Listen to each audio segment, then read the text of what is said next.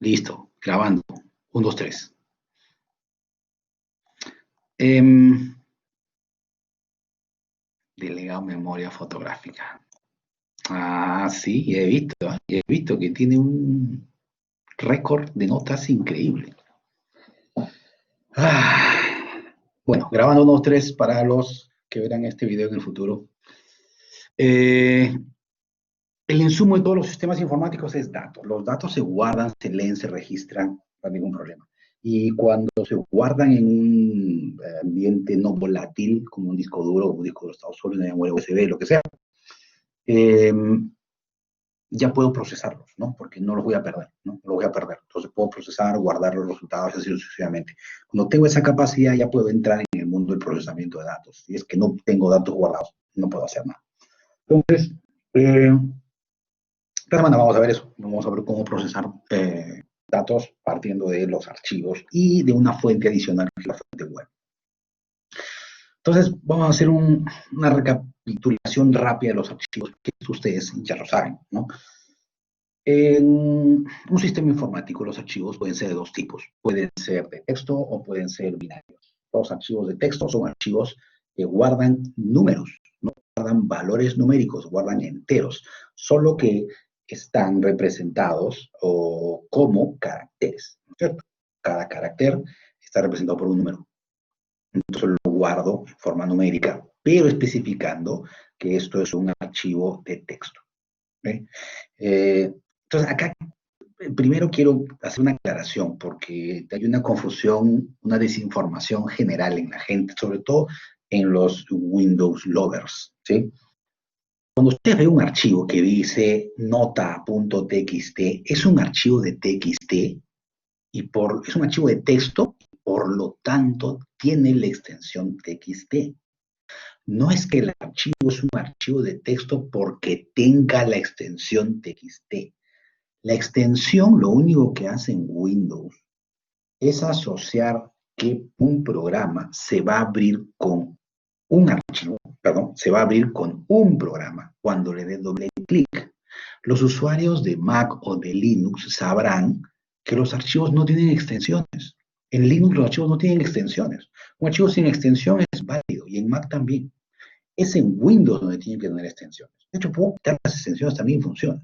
¿Sí? Pero cuando le dé doble clic, el sistema operativo no va a saber qué hacer. Entonces, ahí lo que se llama el sistema operativo una asociación. Cuando yo instalo una nueva aplicación, se dan cuenta y dicen, quería asociar los archivos a esta aplicación. Entonces, lo que hace el sistema operativo es asociar qué cosa abre con qué programa. Y como los TXT son archivos de texto, cuando termina en TXT, los abre con Notepad, con el bloc de notas. Entonces, un archivo TXT es un archivo de texto y por lo tanto se pone la extensión TXT. ¿Sí? Yo puedo tener un archivo de texto que termine con la extensión .tmp o .log y es un archivo de texto. No deja de ser un archivo de texto. Si yo lo abro con un bloc de notas y se abre y lo puedo ver, es un archivo de texto. Es el contenido lo que le da la naturaleza de ser un archivo de texto. ¿Sí? Esto lo digo porque hay una confusión bien común, bien frecuente, porque en muchas tareas yo dejaba y sigo dejando, ¿no? En este curso y en otros. Genero un archivo de texto que se llame temporal.log y se rayan. Dicen, pero es un archivo de texto. Sí, es un archivo de texto. Que termine con .log es otra cosa, totalmente diferente. Entonces, el archivo de texto los archivos están definidos por su contenido. Y el archivo de texto lo que tiene es contenido de texto. Hay otros archivos que lo que tienen es contenido binario. ¿Sí? Tienen valores hexadecimales, bits guardados. Y si ustedes lo intentan abrir con un editor de texto, lo que van a ver son caracteres raros, porque lo va a interpretar como si fueran letras, y esos valores están en otro dominio, ¿no? en otro espacio. Entonces van a salir cara, michi, corazones, cosas muy raras, ¿sí? Cosas muy raras. Un PDF es un archivo de texto, una imagen es un archivo de texto, un archivo en Word es un archivo de texto, porque tiene el texto del documento, ¿sí? Más el formato, más el tipo de letra, más las características del archivo, el nombre de la persona que lo escribió, el año, todos esos detalles están guardados ahí. Por eso es un procesador de texto, no es un editor de texto, ¿sí? Siempre hay Cristiano que pregunta, en este curso no, en los anteriores, ¿no se puede programar en Word? No, pues no se puede programar en Word, ¿no? De ninguna forma, ¿sí? Lo escribo porque tengo un problema. No se puede programar en Word. No, Word es otra cosa, ¿no? Es otra cosa. ¿Se puede programar en blog de notas? Sí, ¿no? Pero es horrible, ¿no? Pero es horrible. ¿Pero se puede? Sí, se puede, ¿no? Sí se puede. Entonces, hay dos tipos de archivos, ¿sí? Cuando ustedes abren un archivo, por ejemplo, para leerlo, tienen que abrirlo con un modo. Si recordarán, cuando se abre un archivo, se abre con modos de acceso, ¿no? Si es W es escritura, si es R es lectura, y si es A es de anexo, ¿no? Para escribir no sobre el archivo, sino adicionar datos sobre un archivo que ya existe. Si yo abro un archivo para lectura y no existe, me manda un error. Si yo abro un archivo para escritura y no existe, lo crea en blanco. Lo creo un archivo en blanco. Si yo quiero leer un archivo, por ejemplo, pongo R, nada más. Y si quiero abrir un archivo para leerlo y es binario, pongo RB, ¿sí? RB. B es lo que especifica, eso es todo lo que hay que hacer, es todo lo que hay que hacer, y se lee un archivo binario. Solo que su lectura es un poco más complicada porque hay que leer pedazos de bits, ¿no? 16 bloques, 64 bloques, se lee por bloques, pero después es lo mismo, después es lo mismo. Entonces, un detalle que falta comprender cuando ustedes han visto archivos es la noción del file system, ¿sí? Es decir, que muchos no la tienen. Es decir, muchos son usuarios, sistemas operativos, pero no tienen la idea clara de lo que es un sistema de archivos. Y eso es importante para poder manipularse con libertad dentro de un sistema, ¿sí? El sistema de archivos es la forma como el sistema operativo ha organizado la información. Todos somos familiares con la noción de archivos que están guardados en directorios y son subdirectorios de otro directorio. Y en el caso de los usuarios de Windows, saben que todos esos directorios están organizados de manera jerárquica como un árbol invertido, ¿no? Entonces va abriéndose así, en donde el punto central es una letra, que es la letra del disco, ¿no? Puede ser C, puede ser D, puede ser E, a partir de ahí para abajo. No puede ser A, no puede ser B, ¿sí? Por razones históricas, por razones históricas. En el caso de Linux, no existen unidades de disco. Eso no existe. Eso es una abstracción de Windows. Lo que existen son puntos de montura, ¿sí? Y cada punto de montura está asociado a un usuario. Y el usuario que controla a todos se llama root. Ahorita voy a contestar esa pregunta. Root en inglés significa raíz, ¿sí? Entonces, en Unix, y por ende en Linux también, existe esta noción poderosa de que todo es un archivo, todo. Cuando yo muevo el mouse, se produce una interrupción en el sistema que lee el estado del mouse, y el estado del mouse se guarda en un archivo. Eso se llama un proceso automático que en Linux y en Windows se llaman demonios. Son los goblins, se llaman los demonios que están corriendo en el sistema. Y otro programa o otros programas leen ese archivo constantemente cada vez que hay cambios y de ahí sacan la posición del mouse. Entonces el sistema operativo lo único que hace es controlar el hardware y actualizar archivos con los cambios que han sucedido en el hardware. Y los programas leen esos archivos. Entonces, cuando uno sabe cómo leer y escribir archivos en un lenguaje de programación, en Linux y en Windows, toma control completo del sistema operativo, ¿sí? Por eso es que los cursos de programación estándar se acaban ahí, ¿no? Dicen, lees archivos y escribe archivos binarios y de texto. Y con eso se toma el control total del sistema operativo. Lo que pasa es que Windows, por ejemplo, tiene un sistema cerrado, ¿sí? En donde todo lo tiene en librerías a las que yo tengo que acceder para tomar control del sistema operativo, unas librerías que se llaman DLL. Y todo esto está metido dentro del framework, ¿no es cierto? De todo el paquete que se llama .NET. Entonces, para programar en Windows, un programa gráfico en Windows que utilice todas las características del sistema operativo, tengo que programar en .NET, o sea, en Visual C++, C Sharp, que son paquetes de Windows y que acceden a las librerías de Windows, ¿no? Pero en Linux, no, en Linux yo tengo acceso a los archivos y listo, es todo, sí, es todo.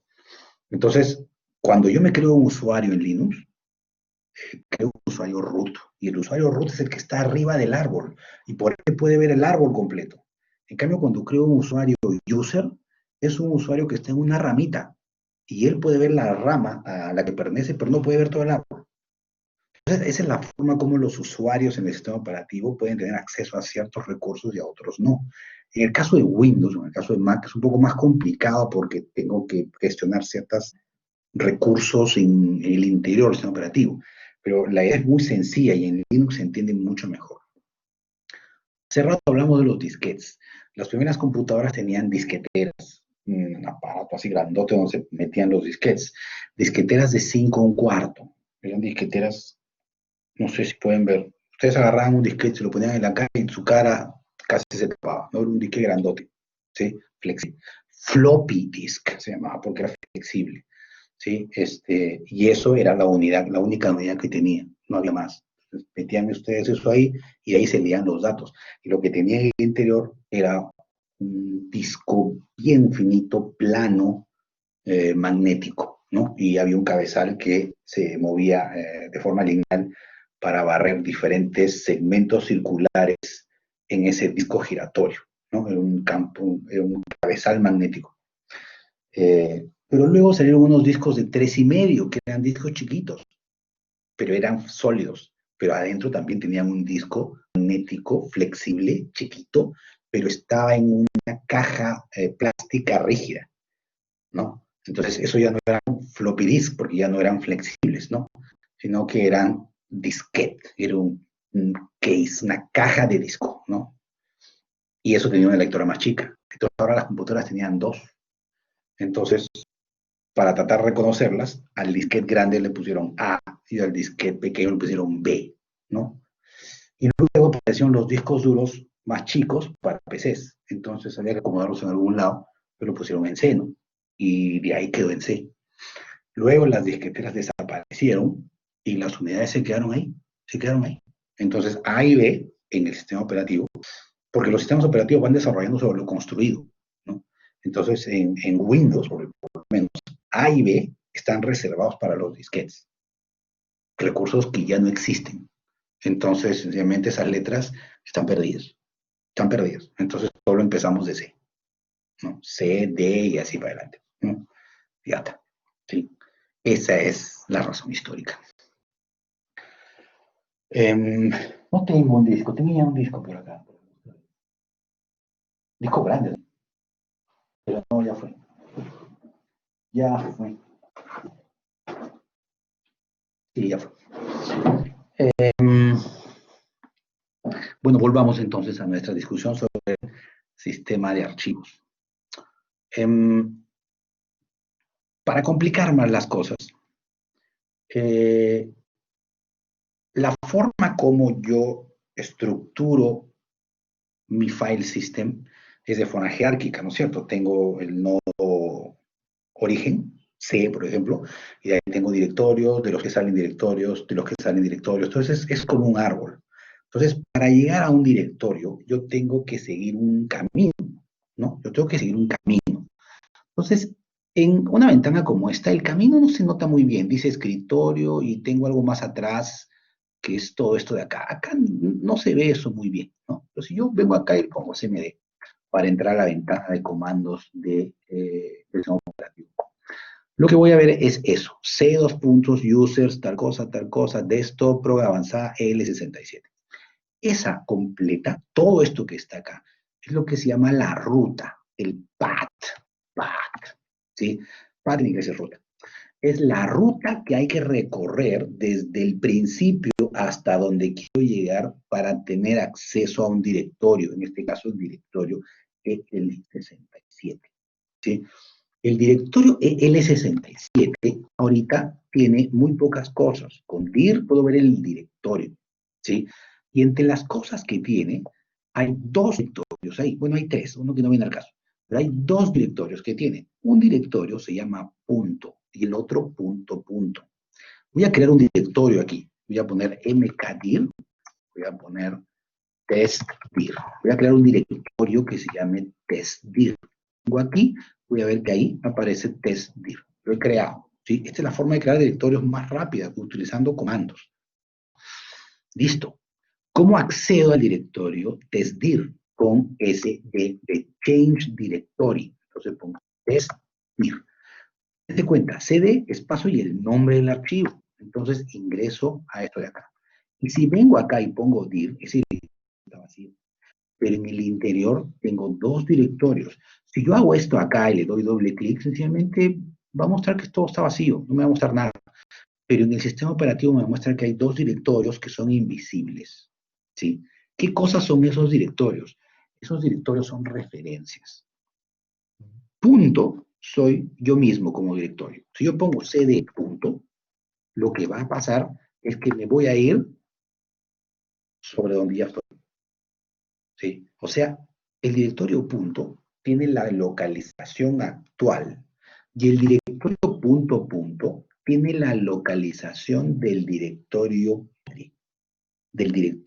del que testdir está colgando, que es L67. ¿No? Entonces regreso a L67.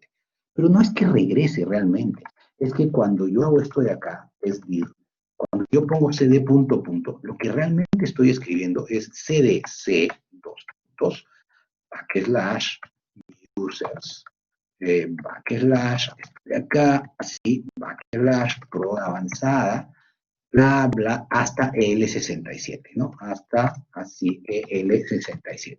Eso estoy haciendo. Esto de acá, que es toda la ruta completa que tengo que seguir, es lo que se conoce como ruta absoluta.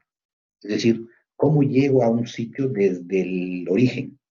En cambio, poner cd punto punto es lo que se llama una ruta relativa. Desde donde yo estoy, retrocedo. ¿Sí? Entonces, es la dirección de algo desde un punto diferente a...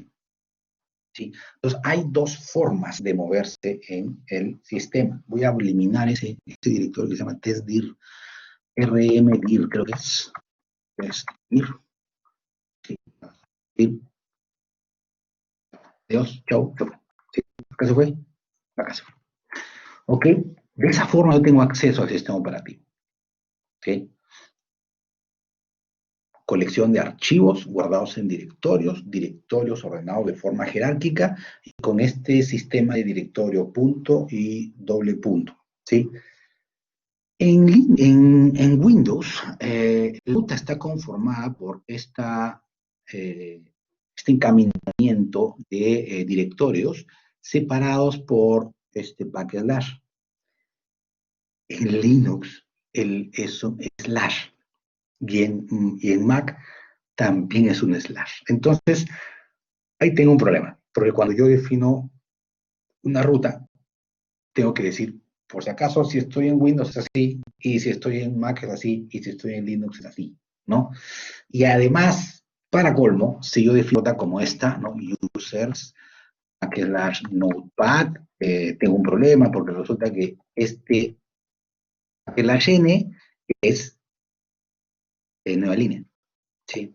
Entonces, en Windows, la elección de ese backslash es pésimo, no es pésimo. Entonces, hay muchas formas de resolver todas estas cosas, lo que vamos a ver hoy.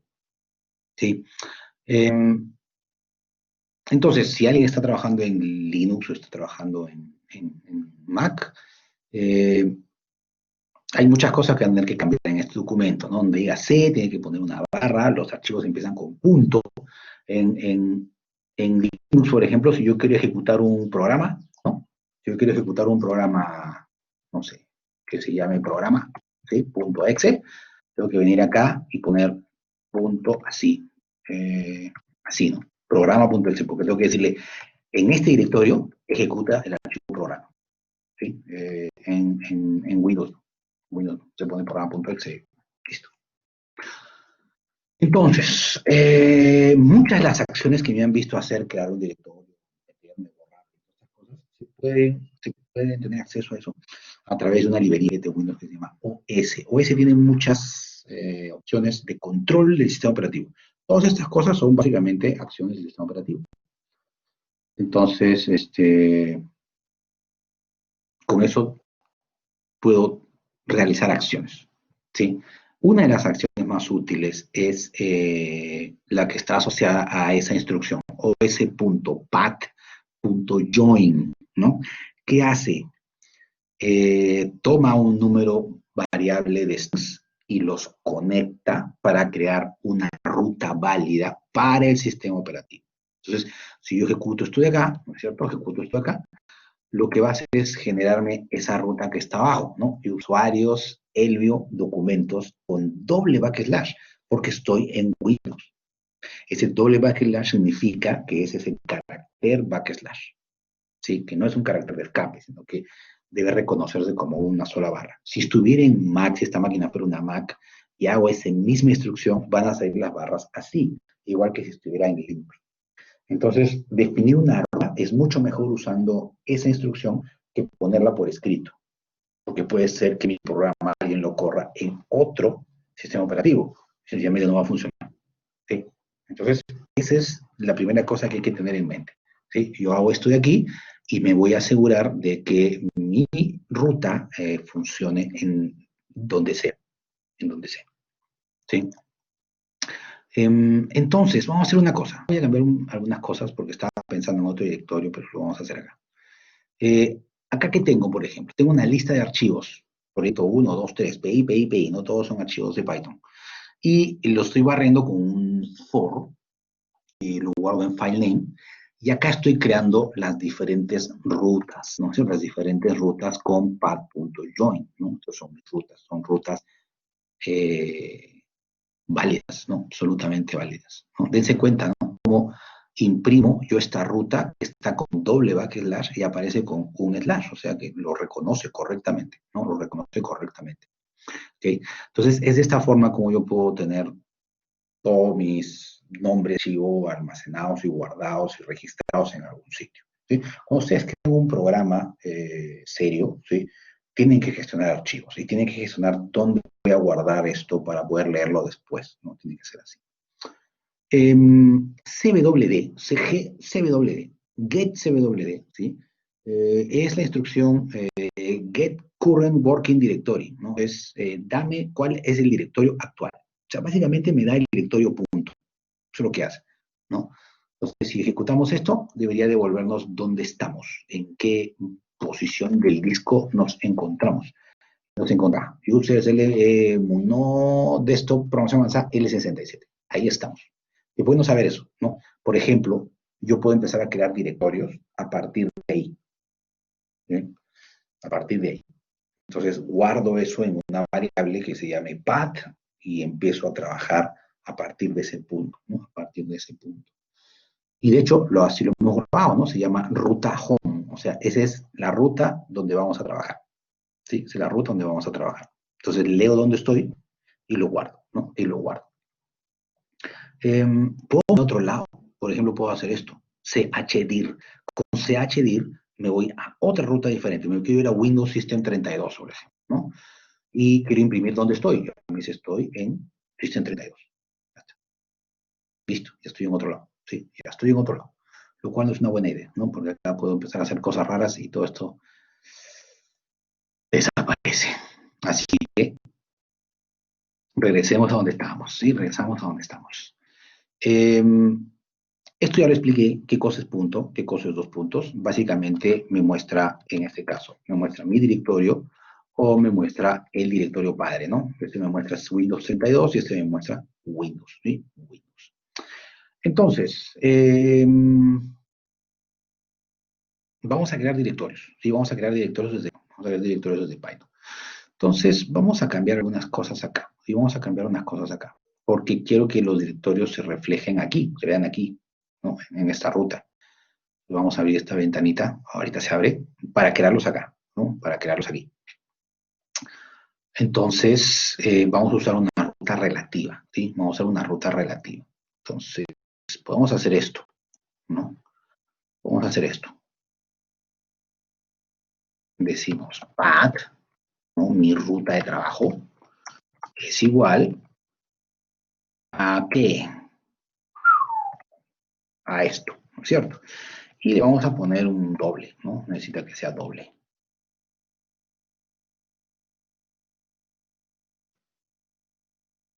En esta hoja, lo que hace, si no hacen esto, es crearlo en un directorio que se llame temp, eh, en ctest. Aquí igual va a funcionar.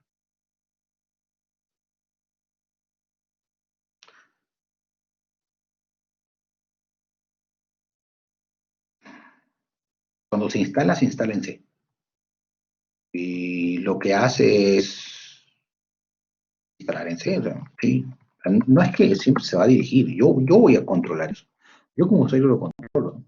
Eh, no tengo yo un disco D, pero si tuviera un disco D, pongo D dos puntos y me voy a D. Si tengo un disco E, dos puntos y me voy a E, ¿no? O sea, lo que pasa es que el sistema operativo, cuando yo instalo un programa, se instala en C y se crean rutas ahí. Entonces todos mis documentos, archivos, todo se guarda en C, ¿no? Porque ahí es donde está especificado que se va a guardar, pero a la hora que yo instalo Anaconda, por ejemplo, me dice ruta de instalación, archivos de programa, yo le puedo poner D ahí y se instala en D. Y le dice al sistema operativo, pues acabo está en D, ¿no? Y todo se ve en D, ¿no? No, es controlable, pero por defecto se va a hacer. A ver, no sé si se entiende esto que está acá. Tengo una ruta que dice users, esto, desktop, programación avanzada, L67, que es esta ruta que está acá, lo que están viendo por aquí. Y voy a hacer esto 12 veces. ¿Por qué? Porque sí. Yo lo voy a hacer 12 veces. Van a ver por qué, más adelante van a ver por qué. ¿Y qué voy a hacer 12 veces? 12 veces voy a preguntar por esta condición. ¿Sí? ¿Qué hace esta condición? Dice os.path.exist. Entonces, acá le paso una ruta. ¿Cuál ruta? User será uno de estos, programación avanzada L67, porque todo esto en path, backslash, test 1, test 0, no, sería test 0 más, ¿no? El primero 0 más 1, test 1, test 2, test 3, no existe, ninguna de estas rutas completas existe. Existe hasta acá existe, pero hasta acá con test 1, test 2 no existe. Entonces acá estoy preguntando si es que este directorio no existe. Básicamente esa es la pregunta. Si ese directorio no existe, entonces crea ese directorio, ¿sí? Con make dirs. Entonces, es bien interesante lo que pasa acá. Bien interesante, ¿sí? Porque lo que hace es crear directorios. Entonces, voy a hacer esto. Acá adentro voy a poner esto. Y acá también. Esto. ¿Sí? Estoy creando un directorio que se llama test y adentro test1 como directorio. ¿Sí? Test y test. Eso estoy haciendo. Vamos a ver qué sale. A ver, ya está. Al toque. Cuando demoró un segundo. ¿Y qué hizo? Me creó acá un archivo que se llama test. Un directorio, creo que se llama test. Y dentro de test, ¿qué ha hecho? Me creó 12 directorios que se llaman test. Así, ¿sí? Imaginen hacer eso manualmente. Y venir acá a su ventanita y poner, a ver, voy a crear un archivo nuevo que se llame, no, no, no. ¿Ok? Ya está. Esto es lo que hace make. Make dir hace uno solo. Make dirs hace toda la ruta, todo lo que esté dentro, ¿no? Creó test y creó test 1, ¿no? Puedo ver eso, ¿no? Puedo ver eso. Quiero irme a path, poner una F adelante. Path test, quiero colocarme en ese sitio, aunque ya estoy colocado en ese sitio, ¿no? Ya estoy colocado en ese sitio. La verdad que esto está... No, me voy a poner en test, ¿no? Me voy a poner en test. A ver, debería llegar, ¿no? No, está mal, porque este C no puede estar acá. Ya contiene la letra C, ¿no? Ya contiene la letra C. Ahí está, estoy en esta ruta, ¿no? User, tal, test. Ahí estoy, ¿no? Me moví. Mi programa se movió y ahora está en ese sitio, lo estoy viendo con getCW. Y si hago un listdir, punto, me hace un listado del directorio punto, que es lo mismo que decir, me está listando los directorios del directorio actual, ¿no? Del directorio actual. Entonces me muestra esa lista, me imprime una lista, ¿sí? Porque esto devuelve una lista, devuelve una lista. Entonces devuelve una lista, la podría meter en un for, ¿no? Lo podría meter en un for. Vamos a hacer eso acá abajo, ¿no? Adicionalmente, ¿no? Podemos agregarle acá una celda más y podemos hacer eso, ¿no? For dir name in os.listdir,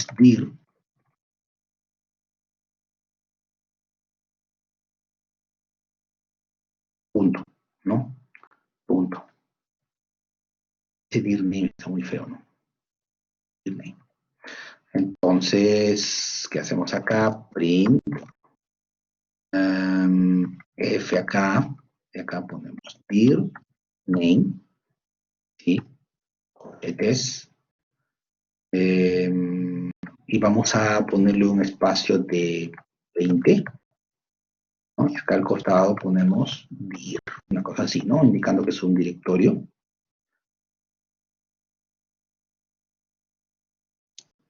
Y ahí está, ¿no? Todos mis directorios, todos los directorios que tengo en el sistema. Vean cómo lo ordena, ¿no? Primero 1, después 1, 0, ¿no? Tendría que haber creado 0, 1, 0, 2, 0, 3, ¿no? Tendría que haber hecho eso. Ese es el ordenamiento normal, normal.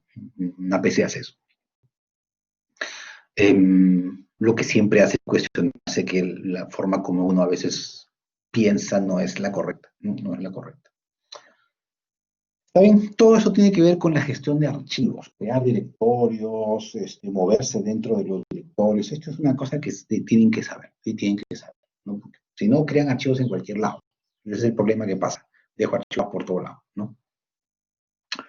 Ok, entonces ahora que ya sé cómo movilizarme dentro de mi file system, lo que puedo empezar a hacer es crear archivo de texto, ¿sí? Entonces, la forma más fácil de crear un archivo de textos, porque para crear un archivo de textos se abre con open, se cierra con close y se escribe con write, se lee con read. La forma más fácil de hacer esto es con un context manager, ¿no? Un context manager es un bloque with. Y un context manager, o sea, lo que hace un bloque with es abrir recursos y cuando se cierra el bloque with, los recursos se cierran automáticamente. Entonces no tengo por qué poner close, porque es un error bien común, ¿sí? El context manager hace eso, ¿no? Abre algunos objetos y los gestiona bajo un contexto, ¿no? Y cuando ese contexto ya no existe, los recursos desaparecen. Entonces escribe with open, ¿no? With open readme.txt, en este caso, voy a ir a point to fix para poder marcar cualquier cosa.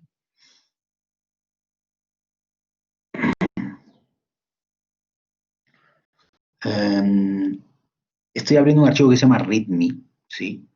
En modo W, o sea, en escritura, ¿no? Y estoy especificando que voy a codificar todos los caracteres con UTF-8, ¿sí?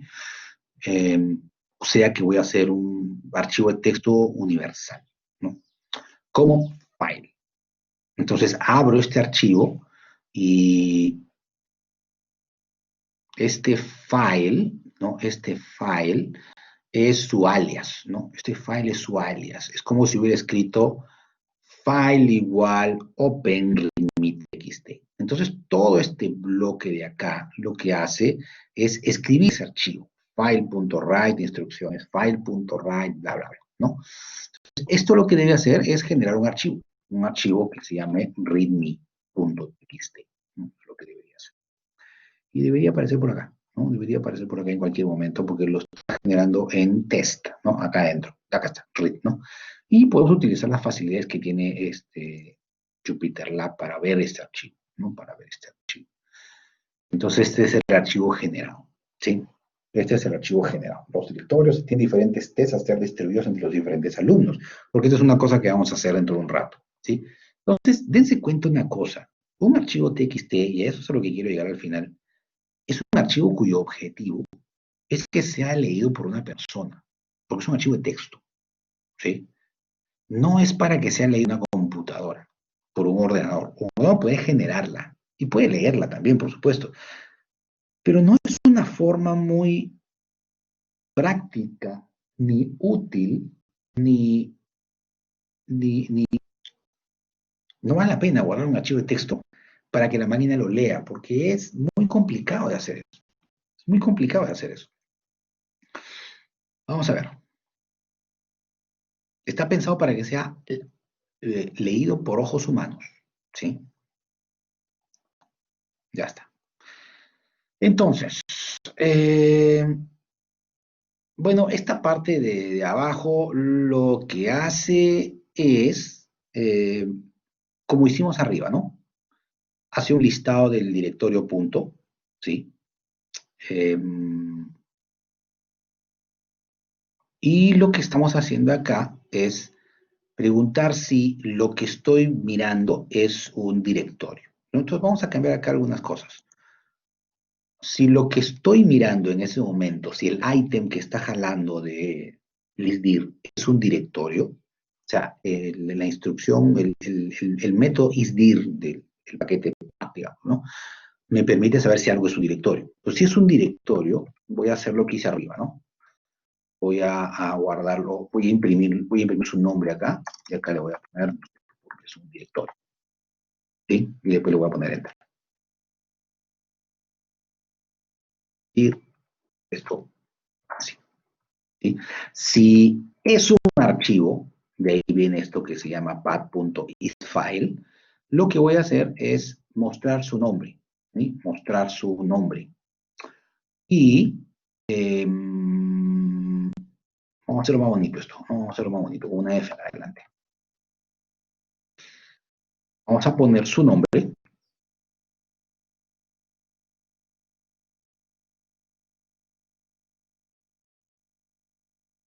en 25 caracteres. Acá también, ¿no? Vamos a poner en 25 caracteres porque para que todo esté alineado. 25 caracteres. Y acá vamos a poner otra cosa. Y vamos a poner otra cosa acá. Y, ¿qué pasó? Y la palabra.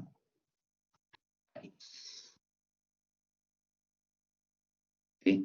Y dentro de esas llaves voy a poner esta instrucción, os.path.getSize. Lo que hace esta instrucción es devolverme el tamaño de un ítem, de un archivo en este caso, ¿no? Entonces me debería devolver de qué tamaño es un archivo. Eso debería devolver. Vamos a ver si con esos cambios funciona. Ahí está, ¿no? Está bien. Dice que hay un archivo que se llama readme.t que tiene 125 bytes y el resto son directorios, ¿no? Yo puedo saber lo que tengo ahí. Eso se parece mucho a lo que pasa cuando ustedes ponen dir, ¿no? Solo que además sale la fecha de creación y todas estas cosas, que también se puede acceder a esa información desde la librería OS, ¿no? Entonces yo puedo crear mi propio forma como se ven los directorios, ¿no? De hecho, puedo sumar estos números. Por ejemplo, puedo hacer una cosa como esa, ¿no? Puedo decir cuántas, por ejemplo, un ejemplo típico. Yo quiero saber cuántas fotos tengo en mi disco duro, cuántas imágenes tengo. Tengo fotos repartidas por todo lado. Si quiero saber cuántas tengo y qué tamaño ocupa, qué espacio ocupa en mi disco duro. Entonces tengo que barrer todo el disco, entrar a todos los directorios, buscando archivos que terminen en JPG, ¿no? JPG, por ejemplo. ¿Sí?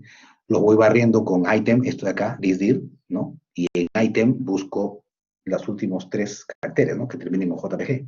Y lo voy mostrando y con getSize voy obteniendo su tamaño. Y todo eso lo hundo. Y al final digo, tengo tantos archivos en tal sitio y todos ocupan, no sé, 40 gigas, ¿no? Una cosa así. ¿No? Eso es un bonito proyecto, ¿no? Un bonito proyecto. Buscar en todo mi disco duro y encontrar un tipo de archivo específico, este, cuántos PDFs tengo, dónde están, todo eso, puedo hacer un programa que haga eso. ¿No? Puedo hacer un programa que haga eso. Eh, bueno, esto es como leer un archivo de texto, ¿no? Como leer un archivo de texto, que como les dije, se lee con read. y siempre es mejor leerlo a través de un WIT, ¿no? Entonces acá igual se está abriendo el archivo README, el modo R, eh, y lo que siempre hay que recordar es esto de acá, strip. ¿Por qué? Porque cuando se escribe un archivo hay que ponerle enter. Es un error muy común es escribir un archivo y seguir pensando en print, ¿no? Incluye un enter, pero write sobre un archivo no incluye enter, ¿sí? No incluye enter. Entonces, cuando se lee, eh, el enter viene. Y si yo esto lo imprimo, va a dar un doble enter. Entonces, para que no haga eso, cada línea que es leída por el iterador del archivo, for line in file, tiene que incluir un strip, ¿no? Pero recuerden, este file se itera, ¿no? Pasa a iterarse y lo que hace en cada iteración es escribir cada línea del archivo, ¿no? O en este caso leer cada línea del archivo, ¿no? Entonces, como está en una línea completa, eh, strip elimina el, el enter, ¿no? Yo le voy a dar un tip, yo le voy a dar un tip acá para que ustedes lo averigüen. Yo no le voy a mostrar todo resuelto, ¿no? Pero para que lo tengan ahí. Si ustedes ponen print y ponen pregunta, ¿sí? Para que vean qué cosa puede hacer print, van a ver esto, ¿no? Esto lo deben conocer ya, ¿no? Lo que voy a imprimir, el separador, ¿no es cierto? La coma es reemplazada por un espacio, en por defecto es enter, y acá hay esta cosa, file es sys.stdout. ¿Qué cosa es?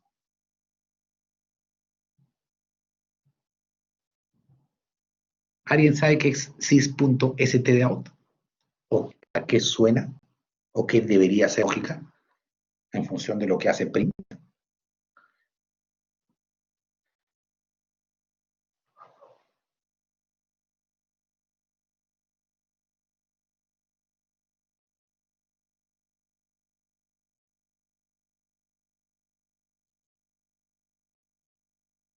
¿Qué hace print? ¿Print qué hace? Si yo pongo print hola mundo, ¿qué hace print?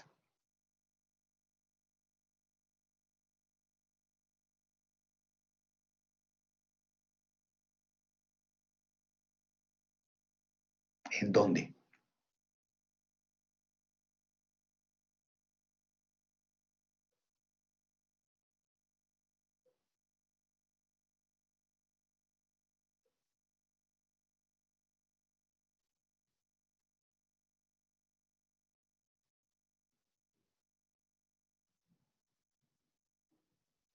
Sí, eso hace print. Cuando yo pongo print hola mundo, ¿me genera un archivo?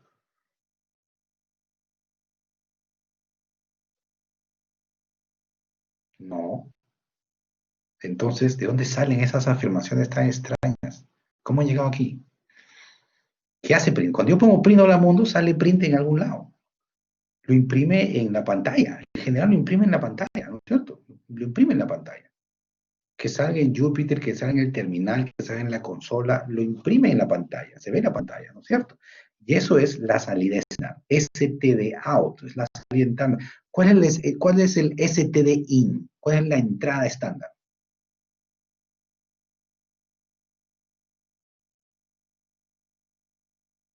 El teclado, ¿no es cierto? El teclado es la entrada estándar. Yo tengo que escribir para tener entradas.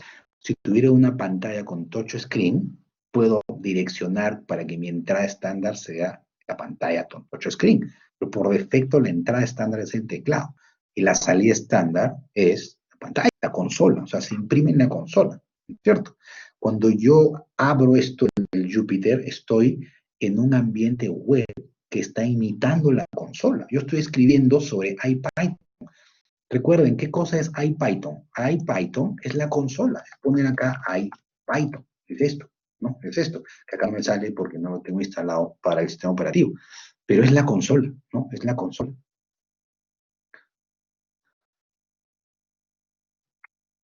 Esto lo hemos explicado al principio.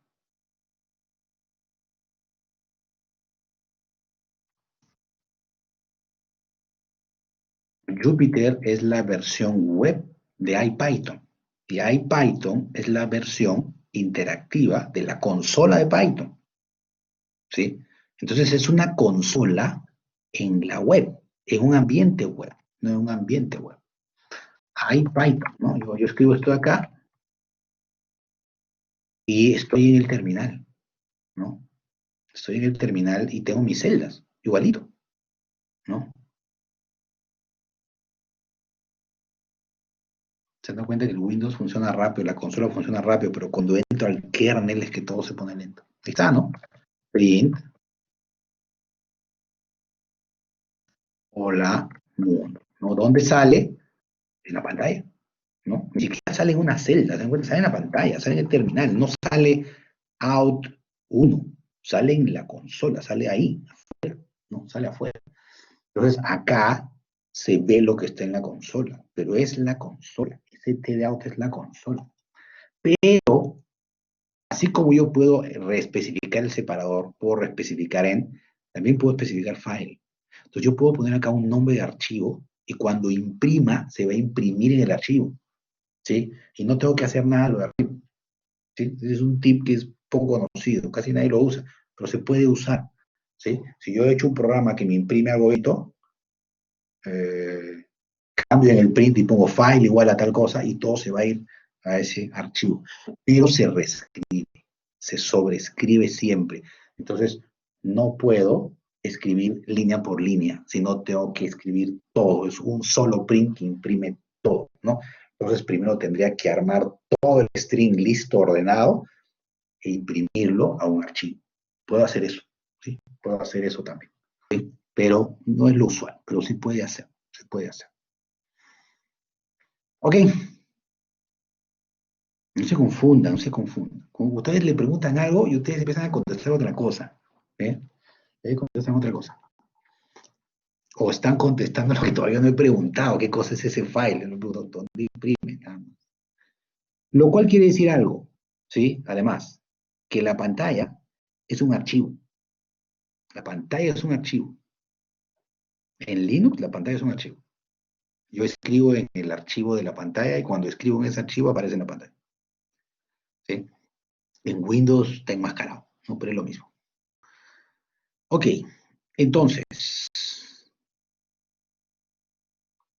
tengo un directorio que se llama test, que tiene subdirectorios que van de test 1 a test 12. Entonces, como dice acá, dice, los archivos text no resultan muy útiles porque no tienen un formato que sea interpretado por una computadora. ¿Sí? Esto es básicamente información legible, información para una persona, para que yo pueda abrir el README y pueda leerlo. Pero no es muy fácil que yo haga un programa para que me extraiga algo de un archivo de texto. Se puede hacer, pero siempre y cuando tenga un formato, siempre y cuando los datos estén en columnas, sepa que está en el carácter 15 está el dato y tiene 10 caracteres, que algo me oriente. Si no tengo nada que me oriente, es muy complicado. Esa es la razón por la que guardar los datos como archivo de texto no es una buena idea. Además, porque se guardan como texto. Y a veces yo no quiero guardar texto, quiero guardar números. Y todo se guarda como texto. Entonces, no es una buena idea en general hacer eso. ¿Sí? El archivo de texto está pensado para leer archivos de texto de afuera e ingresarlos y de alguna forma partirlos y una cosa, ¿no? Extraer la información, pero siempre y cuando haya cierta regularidad en el archivo. Y sobre todo para devolver información a un archivo. ¿Sí? Entonces, vamos a hacer un programa que genere cuestionarios de manera aleatoria para 12 alumnos con su solucionario, ¿sí? Quiero que entiendan algo y para mí eso es la clave de la gestión de archivos. Si es que la generación de archivos de texto sirve para algo, es para producir resultados interesantes, ¿sí? Una habilidad de la que no se habla mucho en Python, muchos saben en Python, dicen en Python se utiliza mucho para ciencia de datos, Python se usa mucho para inteligencia artificial, Python se usa mucho para análisis científico, pero otra cosa por la que se usa Python mucho y la puede usar cualquier persona, marketero, abogado, publicista, médico, lo que sea, es la capacidad de tomar control del sistema operativo y empezar a interactuar con archivos y recursos. Y puede hacerlo, pueda realizar un trabajo complejo muy rápido, o sea, ser muy eficiente. Imagínense que ustedes le dicen eso, haga usted 12 archivos con preguntas aleatorias para 12 alumnos. Eh, Preguntas y múltiples opciones de respuesta, ¿no? Y formate todo esto en un archivo de texto que se le va a entregar después a los alumnos y a los profesores le tienen que entregar un solucionario por cada examen, ¿sí? ¿Por qué? Porque las preguntas van a ser aleatorias, van a ser 2 exámenes diferentes. Eso es muy difícil de hacer manualmente, pero vamos a hacer un programa que lo haga, vamos a hacer un programa que lo haga. Entonces, vamos a ir avanzando poco a poco para que se entienda el programa, qué es lo que hace. Nuestro examen va a ser bien Monse, ¿sí? Va a ser bien Monse. Vamos a poner acá igual a la ruta, ¿no? La ruta donde estamos. Y la ruta donde estamos está por acá.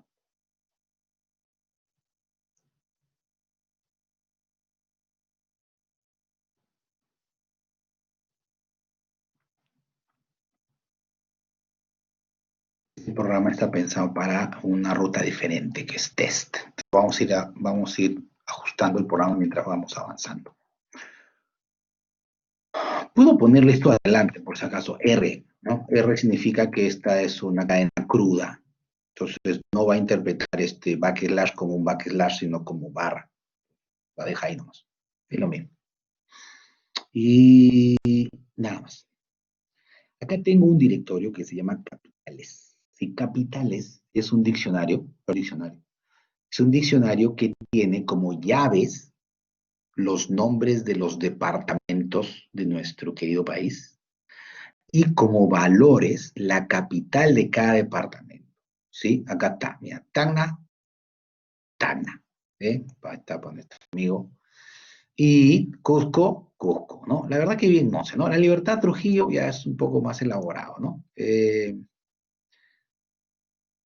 No sé, algo más complicado. Amazonas, Chachapoyas, ¿no? Ya está. Pero vamos a hacer un Ayacucho y Huamanga. Dice Ayacucho, Ayacucho. Ayacucho, la capital de Ayacucho, Huamanga. ¿Ah, sí? ¿Estás seguro? No es una ciudad principal. Capital de Ayacucho es Huamanga. Esta es una aclaración interesante. Entonces vamos a cambiar esto acá. Ayacucho, vamos a poner Huamanga. Listo, cambiado. Cambiado. Ya está. Entonces, listo, ahora sí, ¿no? Si no es un insulto, pues no puede ser. No puede ser. Pero me has hecho dudar. Sí, me has hecho dudar.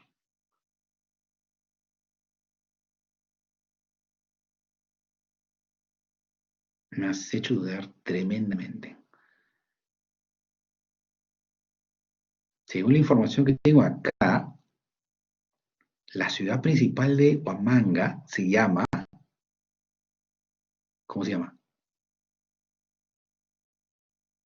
Ayacucho. Ayacucho. La capital de Huamanga es Ayacucho. Acá dice capital, Ayacucho. Provincia, departamento, Ayacucho. ¿Ves? Acá dice capital de Ayacucho, es Ayacucho. ¿Cómo me estás engañando? ¿Ves? Ya me estaba haciendo dudar de mis conocimientos geográficos. Ya lo cambiaron, pues. ¿Ah? Ya lo cambiaron. Así es, así es. Pasa, ¿no? Pasa. Antes había un país que se llamaba Sudán, ahora hay Sudán del Norte y Sudán del Sur, ¿sí? Y en el Perú también, pues, ¿no? Hay cosas que cambian. Ah, sí, Huamanga. Mala reputación tuvo Huamanga durante muchos años. Tristes, ¿no? Entonces, espero que no vuelvan a repetirse. Hay un libro que les recomiendo que se llama La Batalla, de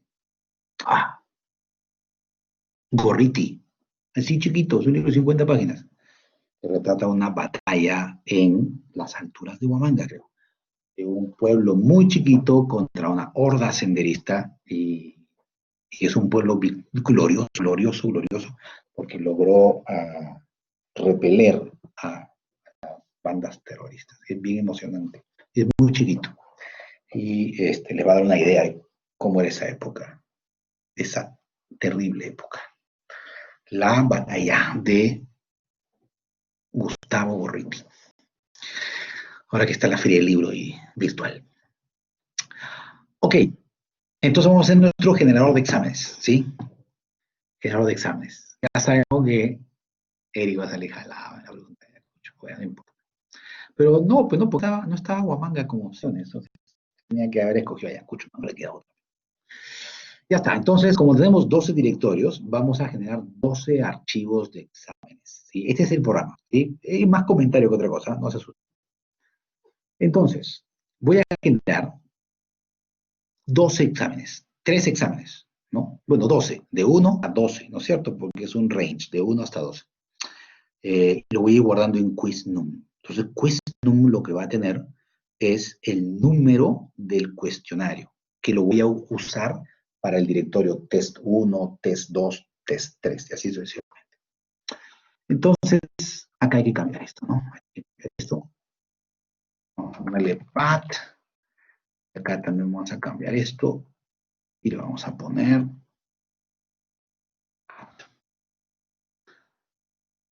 la ruta. Listo. Voy a usar esto para que se entienda lo que hace este programa.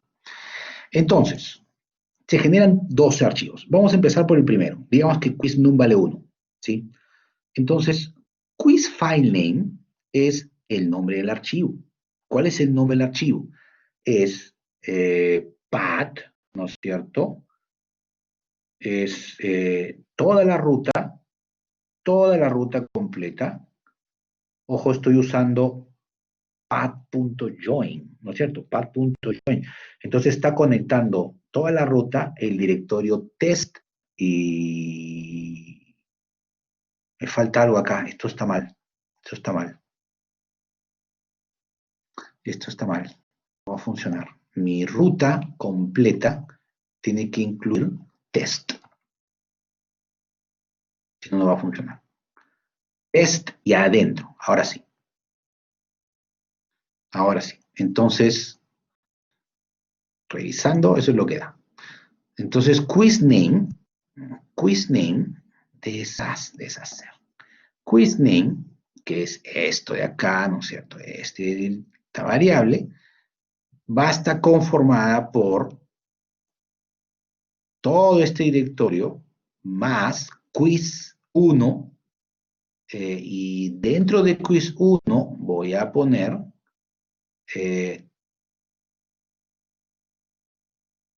textquiznum.txt. No, tampoco, ¿no? Tampoco. Esto se llama test, es el archivo test. Así, no sale text, no, test tiene que ser.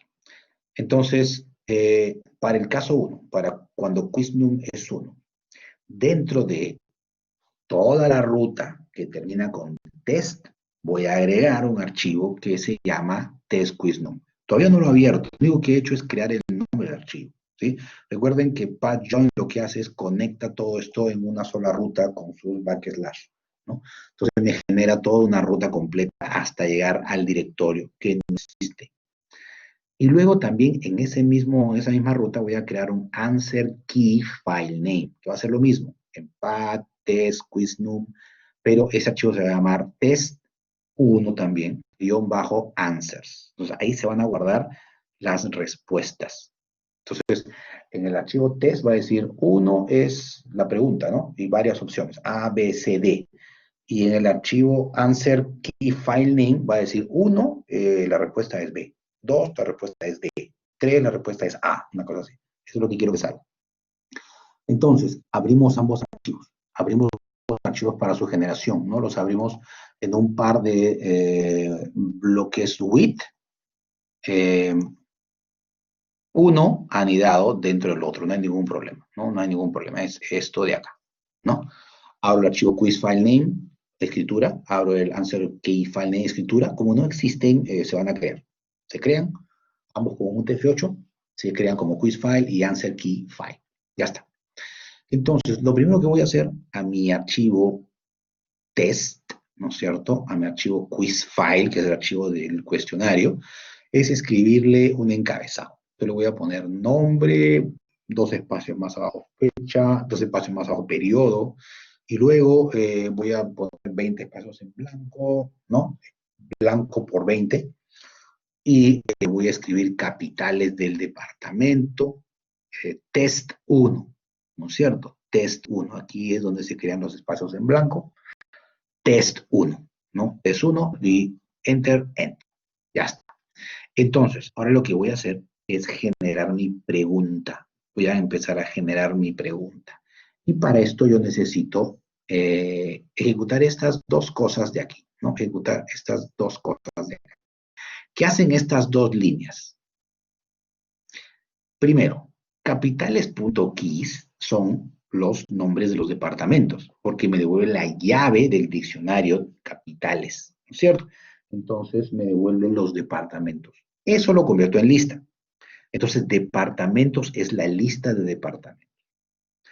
Y luego, con random.shuffle, lo que hago es desordenarlos. Shuffle hace eso, desordenar. De hecho, shuffle en inglés significa eso, ¿no? Cambiar de orden, cambiar de posición. Los departamentos alterados, porque es un desorden in situ, ¿no? On site, o sea, la misma lista se desordena. Entonces, esas dos líneas lo que hacen es generar una secuencia en una lista de departamentos desordenados, ¿sí? Desordenados. Entonces, lo que voy a hacer es una pregunta por departamento, una pregunta por departamento. Por eso acá dice por cada uno de los departamentos. Entonces, voy a barrer en departamentos, cada uno por uno, y lo voy a ir extrayendo a cada departamento. Y con enumerate voy guardando en IDX 1, 2, 3, porque empezando en 1, Entonces, ¿qué hago acá? Lo primero que voy a hacer es de ese departamento, voy a obtener el valor con get. Recuerdan que get lo que hacía era obtener el valor de una llave. Entonces, lo que hago es decir, ese departamento, devuélveme su capital, la capital correcta, y lo guardo en correct answers, ¿sí? Entonces, ya sé cuál es el departamento, la capital de ese departamento. Pero por otro lado, hago esto de acá. ¿Y esto de acá qué cosa es? Digo, tráeme todos los valores de Gales. Así como arriba traje todos los keys, acá traigo todos los values. Entonces, aquí en esta sección de acá, departamentos, me trae todos los departamentos.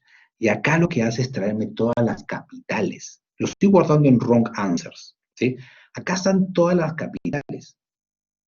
Todas son incorrectas a excepción de una, ¿no es cierto? La capital del departamento en mención. Entonces, esta línea de abajo borra esa opción. Dice, quiero que borres con del de wrong answers el elemento que está en la posición wrong answers index correct answer. Busca este correct answer en la lista wrong answers y tráeme su índice. Y ese índice lo eliminas de la lista de wrong answers, que es la lista de capitales. Entonces, wrong answers es una lista de respuestas erróneas. Y correct answer es la respuesta correcta, ¿sí? Luego a eso, lo que voy a hacer, igual que hice arriba, es, bueno, esto es diferente, ¿no? Voy a llamar a sample de random. Sample lo que hace es escoge una muestra aleatoria.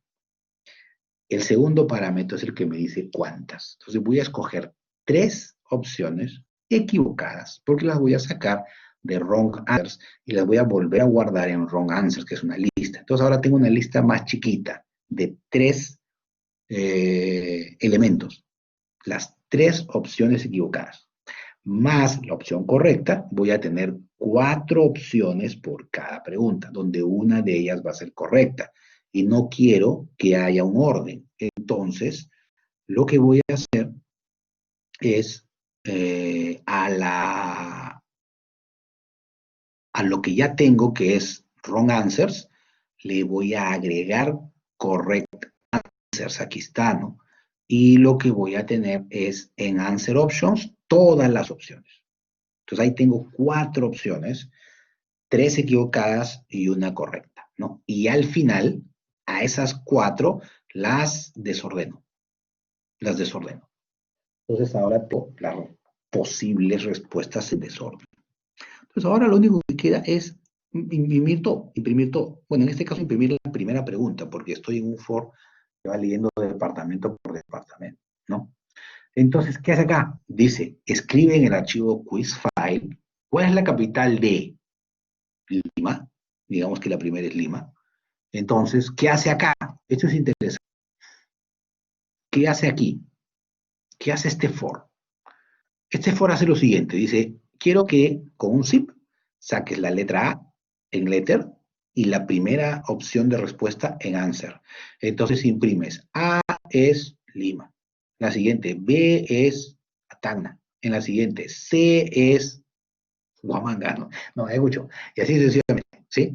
Entonces me va a imprimir las 4 opciones con A, B, C, D, ¿sí? Y acá hace algo que es un poco truculento de entender, ¿sí? En el archivo answer key file, que es el archivo de respuestas, lo que hace es escribir esta cosa complicada, ¿sí? Esta cosa complicada. Lo voy a explicar por partes porque puede ser confuso. Esto de acá, que está mal subrayado, esto de acá es un string, ¿sí? El string ABC, ABC, ¿sí? El string ABC. Voy a marcar verde está bien. ABC. Es un string de 4 letras, ¿sí? Y esto que está acá, corchetes, es la posición de cada letra, ¿sí? La posición de cada letra. Entonces, la posición de cada letra va a estar en función de qué, ¿sí? Va a estar en función de la respuesta correcta. Entonces, ahí dice answer option punto index, o sea, tráeme el índice de todas las opciones posibles de la respuesta correcta. Entonces, si la respuesta correcta es la opción, el elemento 2, ¿no? 0, 1, 2, la opción correcta es C. Entonces, va a extraer de esa cadena ABC la letra C y la va a guardar junto con IDX, que es el número de la pregunta, en answer key file. Entonces va a decir 1, B, 2, C, 3, A, y una cosa como esa, ¿no? Entonces, cuando este programa termine, este lazo terminará con todas las capitales. ¿Para qué? Para el primer alumno, para test 1. Luego lo hará para test 2, luego lo hará para test 3, y así sucesivamente hasta que termine con todo, ¿no? Cuando termine con todo. Y ya debería estar, ¿no? Ya debería estar. Vamos a ver test 1, vamos a ver si ha hecho algo. Ahí está, ¿sí? Me ha generado test1.txt y test1answers.txt. Vamos a ver si es verdad. Vamos a ver test 1. Ahí está. Nombre, fecha, periodo, capitales por departamento test 1 y todas las preguntas. ¿Sí? Numeradas y con opciones. Bien bonito. ¿Sí? Vamos a ver el voluntario de resolución. Test answers.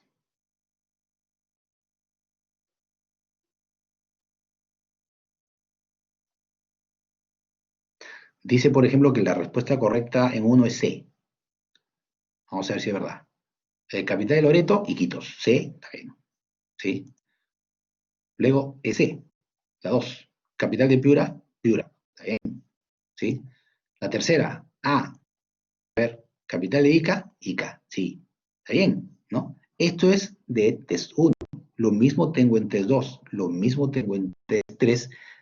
Y así hasta test 12. ¿Sí? Me creé un programita que me genera test aleatorios. ¿Sí? Si lo vuelvo a correr, me va a generar otro test diferente. ¿Sí? Test 12. Vamos a ver. Es otro examen. Capital de Huánuco. No es el mismo que el otro. Capital de Piura, capital de Ancash, capital de Arequipa. Son otras ciudades. Está en desorden. Todas son diferentes. Todas son preguntas en desorden y todas las opciones están en desorden. ¿Sí?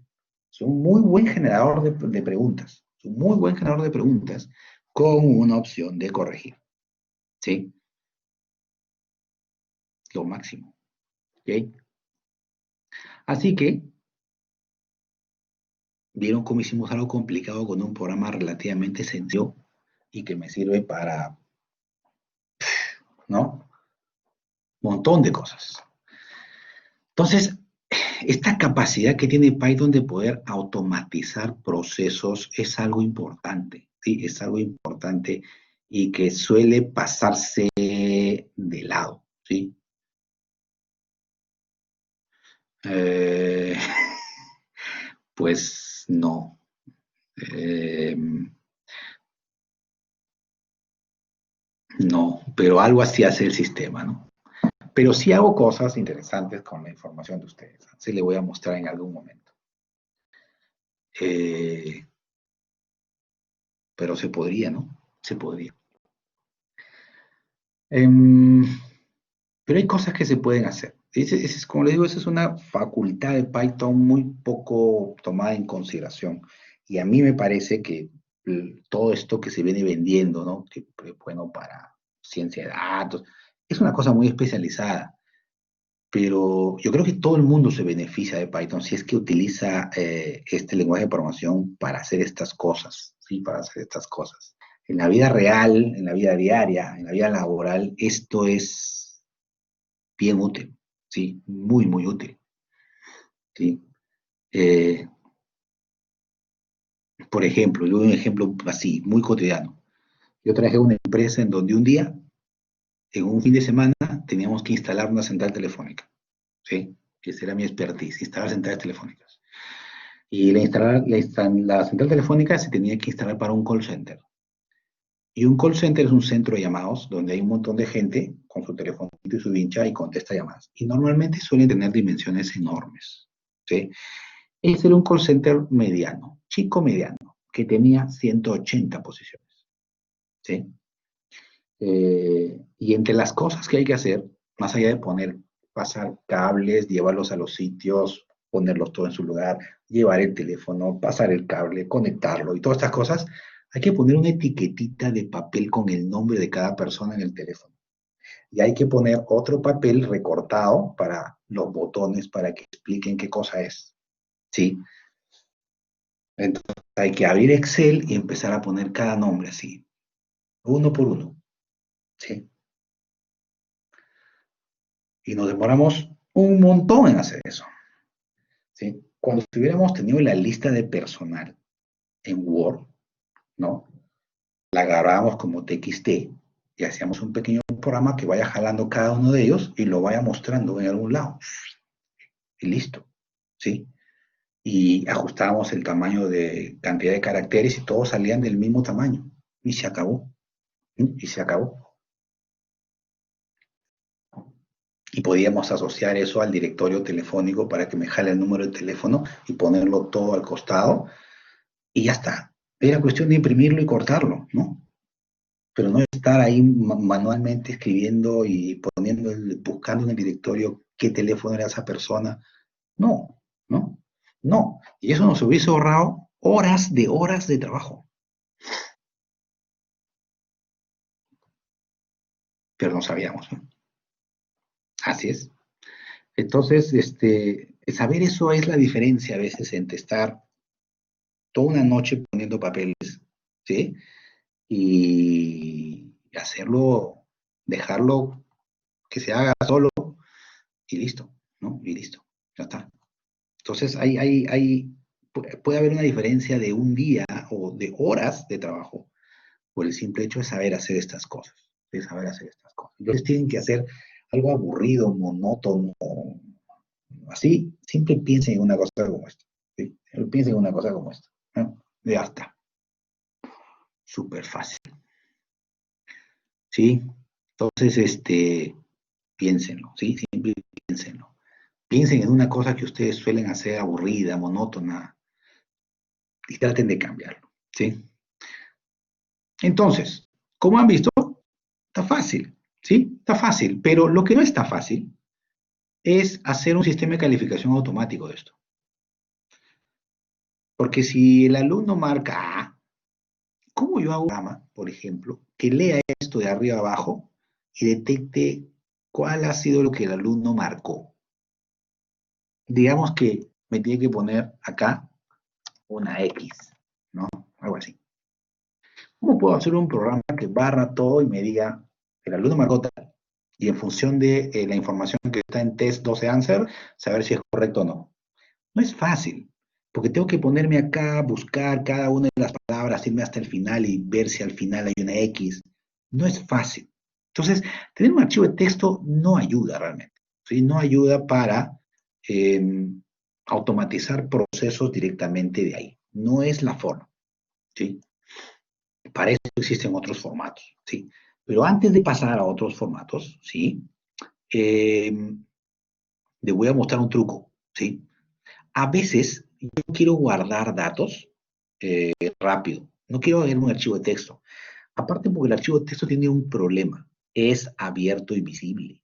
Imagínense que yo quiero guardar mi password, yo quiero guardar mi archivo de cuentas secretas y lo quiero guardar en un lado y no lo puedo guardar en un archivo de texto, ¿sí? Porque todo el mundo lo va a ver.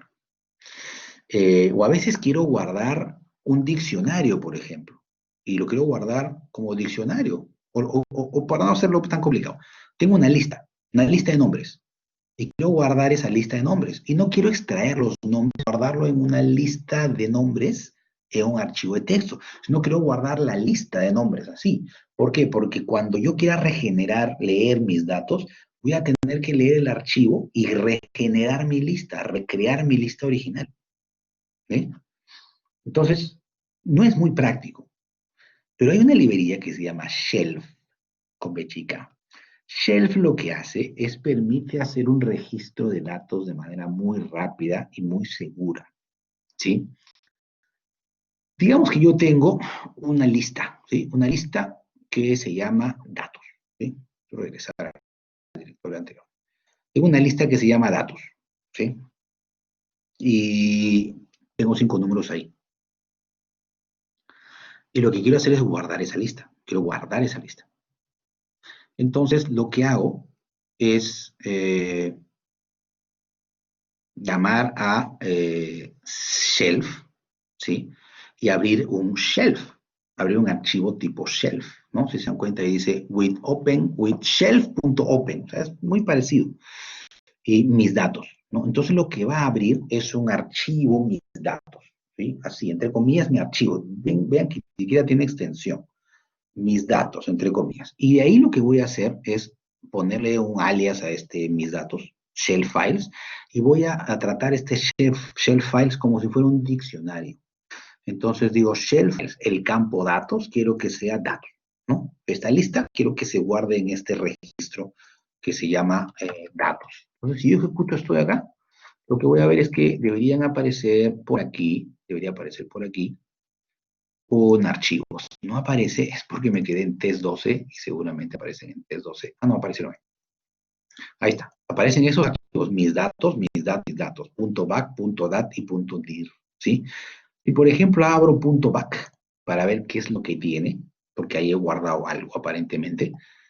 Lo que va a salir es esto, datos 018. No dice nada, ¿sí? Dice que hay algo que se llama datos, pero no dice más, ¿sí? No muestra su contenido. Si abro dir, no lo voy a abrir porque mi máquina está lenta, sale lo mismo. Y si abro mis datos.dat, me va a dar un error. Me va a decir, eso no es un archivo de texto, porque es un archivo binario. Es aquí donde están los datos, en .dat. Ahí está la información, pero está en binario. Entonces no lo puedo abrir. ¿Sí? Entonces, para abrirlo, ¿qué hago? Para que no haya truco, aquí estoy borrando la lista de datos. La lista de datos ya no existe. ¿Sí? Y aquí digo shell.open mis datos. ¿Sí? Abro mis datos, voy a abrir todo este contenido como shell file y luego lo extraigo como si fuera un diccionario. Shell files, datos, sácalo y guárdalo en datos y muéstrame datos. Lo que me debería mostrar es la lista original. ¿Sí? La lista original. Entonces, esta es una forma muy fácil de guardar información sin tener que recurrir a un archivo de texto y lo guardan de manera muy segura y muy rápido. ¿Sí? Y muy rápido. ¿Sí? Es un buen tip. Es un buen tip. Entonces, si quieren guardar ustedes archivos, información y no quieren estar confeccionando un archivo, quieren asegurarse que sea seguro, lo guardan en shelf, ¿no? Lo guardan en un archivo tipo shelf y anda bien, y anda bien. Han visto que funciona muy bien. ¿Qué? Sí, no, está bien, ¿se entendió?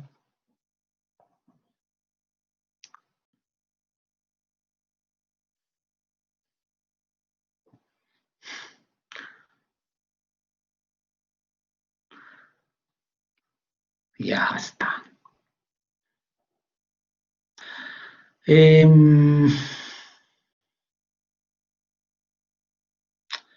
entonces, ya saben, un archivo de texto es valioso, pero no es una buena idea para guardar archivos. ¿Sí? No, no es una buena idea para guardar archivos en general. ¿Sí? En general no lo es. Entonces, usen Shelf, es mucho mejor. ¿Sí?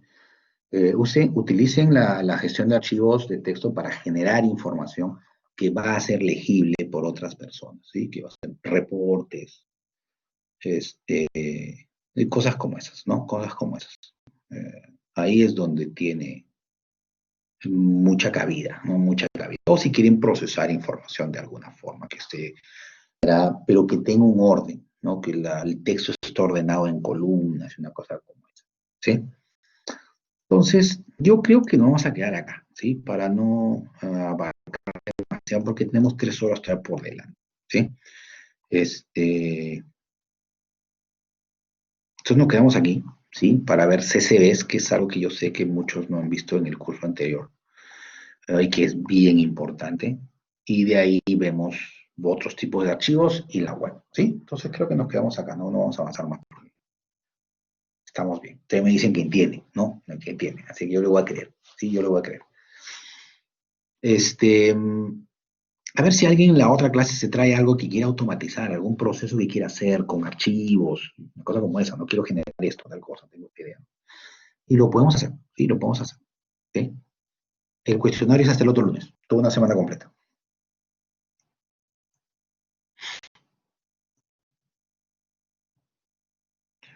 ¿Ok? ¿Dónde podemos encontrar ejercicio para practicar?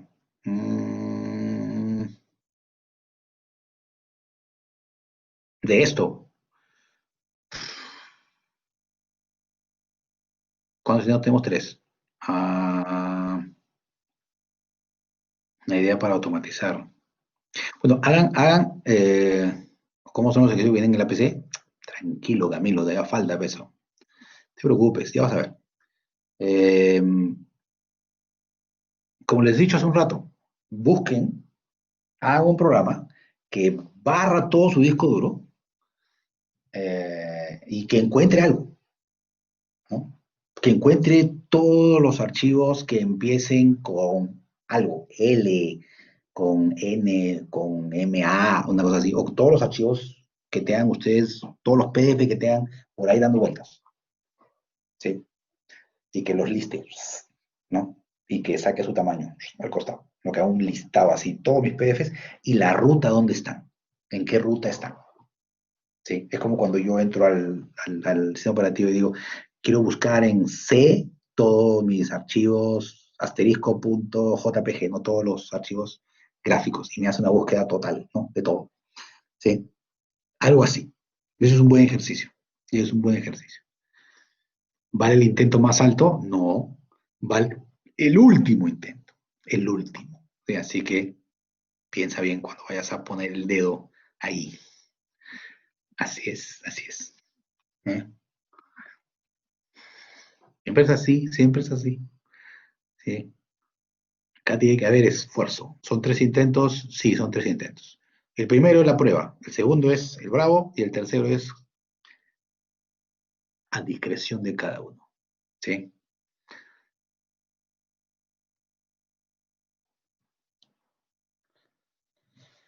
Así que intenten hacer eso, sí, intenten hacer eso. Sí, si nos sobra un tiempito en la otra clase, vamos a ver si lo hacemos o hacemos otra cosa. Tengo otras ideas en mente, ¿no? Pero, eh, a ver, vayan pensando eso. Hasta el otro lunes, siempre es así. El quiz empieza el martes y es hasta un día antes de la semana siguiente, o sea, 7 días completos. ¿Ya? Ok. Listo, entonces, abríguense, tomen su sopa, cóbranse la boca y nos vemos no sé cuándo, el jueves, así es, el jueves. Listo, adiós, chau.